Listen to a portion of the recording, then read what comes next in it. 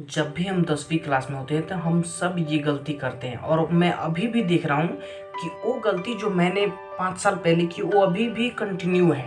5 साल नहीं, 7 साल हो गए तकरीबन। वो अभी भी गलती कंटिन्यू है। वो गलती क्या है? वो गलती है कि सभी सब्जेक्ट्स को एक साथ नहीं पढ़ना, सभी सब्जेक्ट्स को अलग अलग करके अलग ढंग से पढ़ना। वो चीज है ही नहीं। अब वो होलिस्टिक अप्रोच स्टूडेंट में है ही नहीं। वो सिर्फ क्या कर रहे हैं, तो मैथ, साइंस और सोशल साइंस, इन्हीं तीनों के चक्कर में है दिन रात। लेकिन उनका ध्यान इस तरफ नहीं जा रहा है कि हिंदी जो लैंग्वेज सब्जेक्ट्स है, हिंदी, संस्कृत, उर्दू, इंग्लिश, ये भी बहुत इंपॉर्टेंट है। मार्क्स के भी लिए मार्क्स चाहिए तो इन पे फोकस करना पड़ेगा, क्योंकि ये अकेले ऐसे हैं जो बहुत कम एफर्ट के साथ बहुत ज्यादा रिजल्ट देते हैं। इतना सा एफर्ट मैथ में आप इतना एफर्ट करते हो ना, मान लो कि आप मैथ्स में पूरा एफर्ट डालते हो अपना 100%, उसका 25% भी अगर मेहनत आप हिंदी पे कर दो तो मैथ से ज्यादा मार्क्स वो आ जाएगा उसमें, क्योंकि वो बहुत आसान है पढ़ना। उस और हिंदी पढ़ना आ गया तो संस्कृत आ गया, या फिर उर्दू की प्रैक्टिस आप कर लो।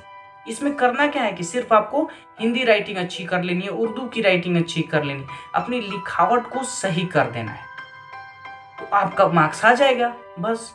और क्यों अब सिर्फ लैंग्वेज सब्जेक्ट ही कुछ लोग पढ़ते हैं, अब मेन सब्जेक्ट मैथ साइंस पे फोकस नहीं करते। मैथ साइंस सोशल साइंस पे फोकस करना चाहिए ना।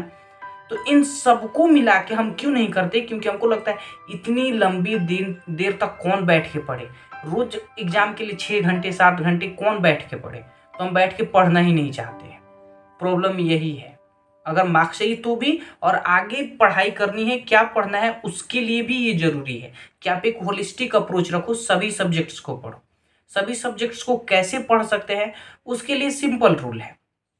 आप दिन में कितना सेल्फ स्टडी कर सकते हो उसको लिख लो। मान लो 6 घंटे आप डेली पढ़ सकते हो, सेल्फ स्टडी कर सकते हो। कोचिंग और ट्यूशन और स्कूल छोड़ के 6 घंटे आप घर पे पढ़ सकते हो। 6 घंटे में से आप 1-1 घंटे सभी सब्जेक्ट्स को दे दो, डिवाइड कर दो। अब डिवाइड कर दिए 1-1 घंटे, आपको लगता है कि मैथ्स ज्यादा आपका कमजोर है तो मैथ्स को 2 घंटे दे दो। लेकिन और सब्जेक्ट्स को, हिंदी को कम से कम आधे घंटे तो टाइम दो, इंग्लिश को कम से कम आधे घंटे टाइम दो, उर्दू को कम से कम आधे घंटे टाइम दो, हिंदी और संस्कृत को आधे घंटे टाइम दो। इससे क्या होगा कि आपका ओवरऑल डेवलपमेंट होगा, सभी सब्जेक्ट्स को आप कैप्चर कर रहे हो। अगर एक में कम होगा तो एक तो संभालेगा ना। इसी तरह से सभी सब्जेक्ट्स में अगर 95% आते हैं, 95 आते हैं, तभी 95% मार्क्स आता है। इस तरह से नहीं आता है कि हाँ सिर्फ मैथ्स पढ़ लिया तो 95% मार्क्स आ गए टोटल में। ऐसा नहीं होता, एग्जाम में ऐसे नहीं होता। एग्जाम में सभी मार्क्स को जोड़ा जाता है, सभी को पढ़ो। पहला रूल याद रखो कि टोटल आवर्स को ब्रेक कर दो कि मुझे कितने कितने देर कौन से सब्जेक्ट्स पढ़ने हैं। दूसरा रूल ये है कि आपको क्या पढ़ना है उसको नोट डाउन करो।